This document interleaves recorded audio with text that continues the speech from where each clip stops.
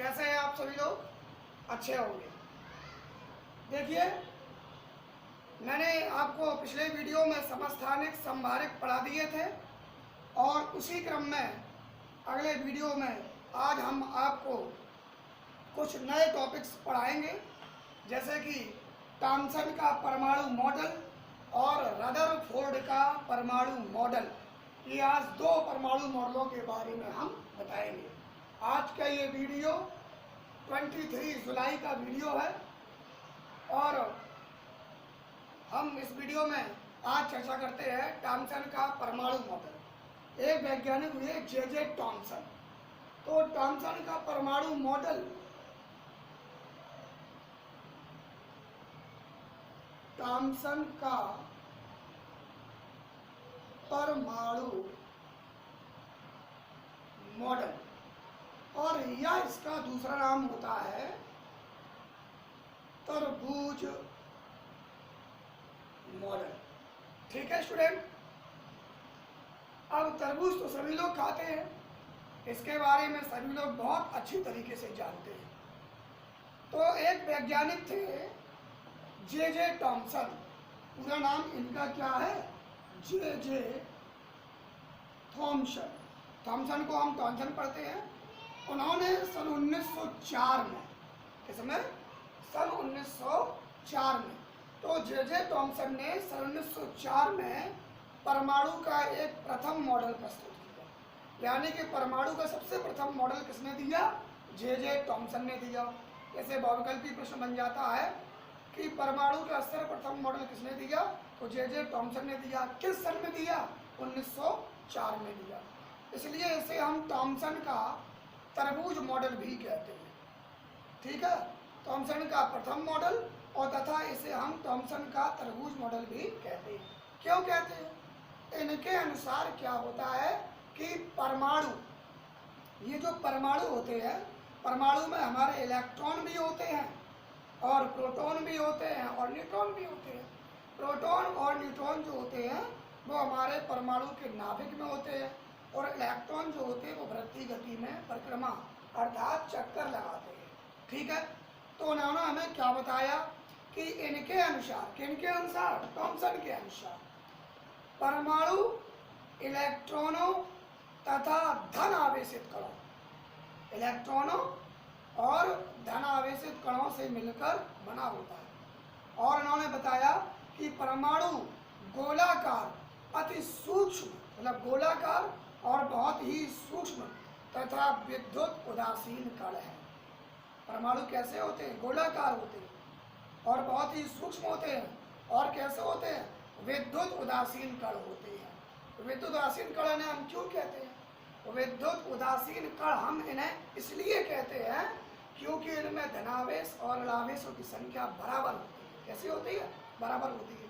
इसलिए इनको हम धनावेश और ऋणावेश बराबर होने के कारण इन्हें हम परमाणुओं को विद्युत उदासीन कण भी कहते हैं। परमाणु में धनावेश, परमाणु में धनावेश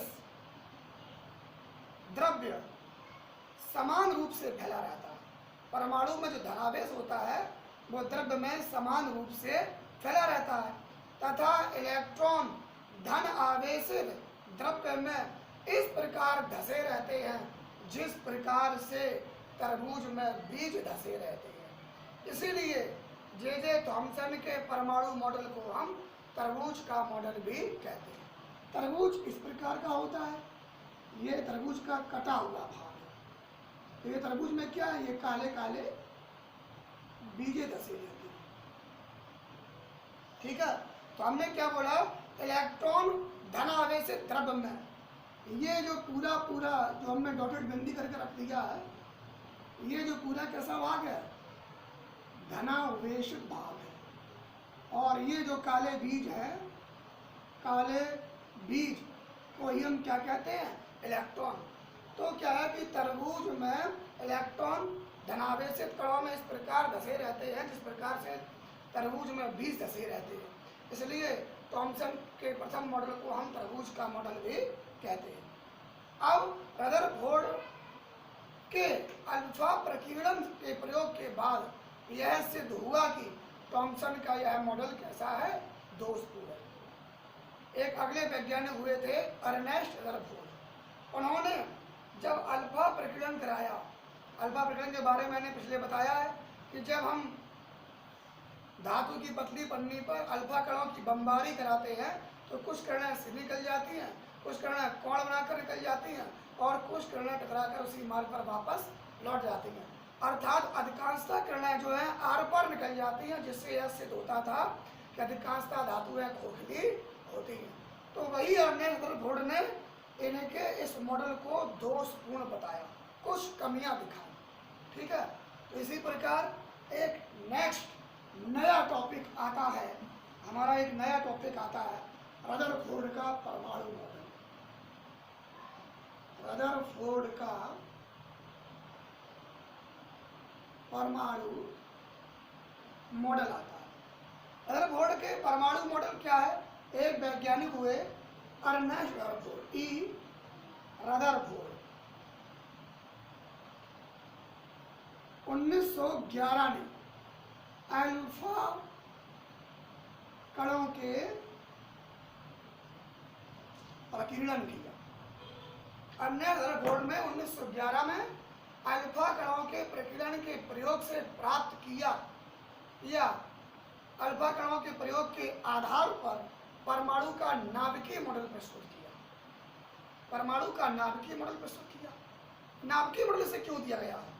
नाभिकीय मॉडल इसलिए दिया गया है कि परमाणु के नाभिक में धन आवेश उपस्थित होते हैं, जिससे अल्फा कण टकराकर उसी मार्ग पर वापस लौट आते हैं, जिससे यह सिद्ध होता है कि परमाणु के नाभिक में धनावेश उपस्थित होता है और शेष स्थान खोखला होता है।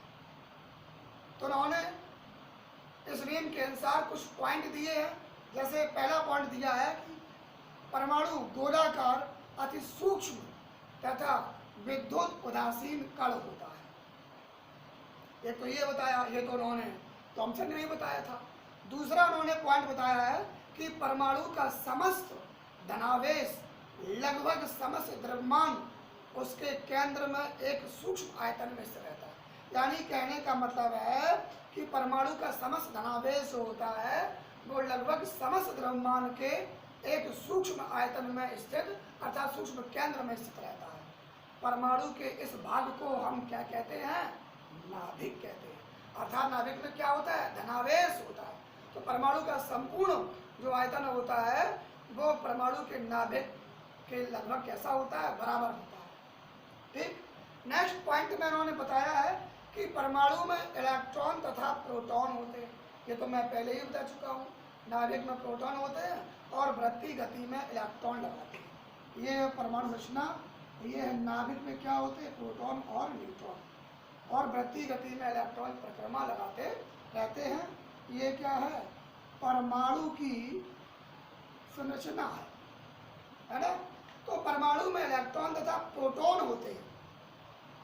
और क्या है कि परमाणु में प्रोटॉन उसके नाभिक में तथा इलेक्ट्रॉन जो होते हैं वो नाभिक के बाहर चारों ओर बढ़ती गति में परिक्रमा लगाती है।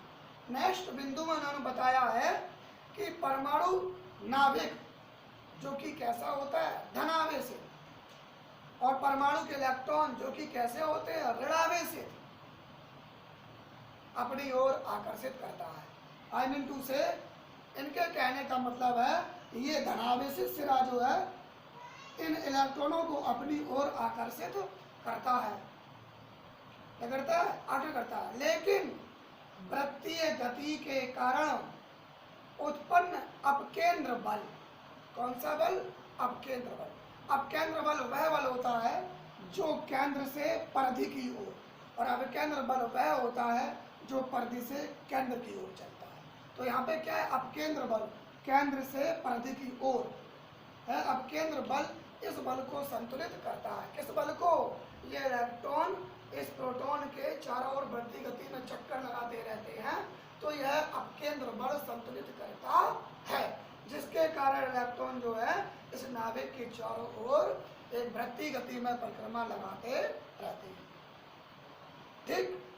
तो अर्नेस्ट रदरफोर्ड ने एक बात और बताई कि रदरफोर्ड के परमाणु मॉडल के नाभिकीय मॉडल की रचना सूर्य मंडल के समान है। सूर्य मंडल के समान जिस प्रकार से सौर मंडल में समस्त ग्रह सूर्य की परिक्रमा लगाते हैं, ठीक इसी प्रकार इलेक्ट्रॉन इस नाभिक की चक्कर लगाते रहते हैं। तो ये तो था क्या, ये था रदरफोर्ड का परमाणु मॉडल। इन्होंने कुछ जो पॉइंट दिए हैं उन पॉइंटों में इनकी कुछ कमियां आती हैं जिन्हें हम रदरफोर्ड की कमियां कहते हैं, या रदरफोर्ड के परमाणु मॉडल की कमियां कहते हैं, या हम रदरफोर्ड के नाभिकीय परमाणु मॉडल की कमियां कहते हैं। तो उन्होंने बताया कि नाभिक के चारों ओर असीमित वृत्त कक्षाएं, इनकी कमियों में क्या बताया, रदरफोर्ड के परमाणु मॉडल की कमियां। अगला टॉपिक आता है, टॉपिक नंबर 3 आता है कि रदरफोर्ड के परमाणु मॉडल की कमियां। तो पहली कमी इन्होंने बताई कि नाभिक के चारों ओर असीमित, नाभिक के चारों ओर बहुत सारी ये कक्षाएं पाई जाती, बहुत सारी कक्षाएं पाई जाती, चारों ओर असीमित वृत्तीय कक्षाएं संभव हैं। इनमें से इलेक्ट्रॉन किस कक्षा में घूमते हैं, उनके वेग तथा विभिन्न कक्षाओं में उनकी संख्याएं क्या हैं आदि की जानकारी रदरफोर्ड के मॉडल से प्राप्त नहीं होती है। इनके कहने का मतलब ये है कि ये परमाणु है और ये परमाणु का नाभिक है, नाभिक में प्रोटॉन और न्यूट्रॉन पाए जाते हैं। तो बहुत सारी कक्षाएं हैं और इन बहुत सारी कक्षाओं में इलेक्ट्रॉन किस कक्षा में गति करते हैं, इन्होंने रदरफोर्ड ने इसके बारे में कोई जानकारी प्राप्त नहीं की है या नहीं दी है। दूसरा पॉइंट उन्होंने बताया है कि मैक्सवेल एक वैज्ञानिक हुए, तो मैक्सवेल के विद्युत गतिकी सिद्धांत के अनुसार यदि किसी गतिशील विद्युत आवेशित कण को त्वरित किया जाए, घुमाया जाए, कंपन किया जाए तो उससे ऊर्जा उत्पन्न होती है ना। चूंकि इलेक्ट्रॉन जो है नाभिक के चारों ओर स्थिर वैद्युत आकर्षण बल का कार्य करता है, अतः इलेक्ट्रॉन जो है लगातार चक्कर लगाते रहेंगे, मतलब क्या है, ये नाभिक धनावेश है और इस प्रकार से ये इलेक्ट्रॉनों का चक्कर होता है। यदि इलेक्ट्रॉन इसमें चक्कर लगा रहा है तो यहाँ आएगा, फिर यहाँ आएगा, फिर यहाँ आएगा और अंत में इलेक्ट्रॉन इस नाभिक में आकर गिर जाएगा। यदि इलेक्ट्रॉन नाभिक में आकर गिर जाता है तो इससे परमाणु का विनाश हो जाता है, परंतु ऐसा नहीं होता है। तो ये क्या था, ये रदरफोर्ड के परमाणु मॉडल की कमियां थी। ओके स्टूडेंट, इसी क्रम में हम नेक्स्ट टॉपिक अब हम आपको आगे पढ़ाएंगे बोर का परमाणु मॉडल या कोषों की अवधारणाएं। नेक्स्ट टॉपिक में हम आपको बोर का परमाणु मॉडल और कोषों की अवधारणाओं के साथ मिलेंगे। आज के लिए बच्चों इतना ही, आशा करते हैं समझ में आया होगा। मैंने आज ये थॉमसन का परमाणु मॉडल नंबर 1, नंबर 2 रदरफोर्ड का परमाणु मॉडल या नाभिकीय मॉडल और नंबर 3 रदरफोर्ड के परमाणु की कमियां, ये 3 टॉपिक्स को मैंने आज आपको समझाया है। आशा करते हैं समझ में आया होगा। आप उससे अपना नोट्स बनाएंगे। आज की वीडियो में इतना ही बच्चों, धन्यवाद।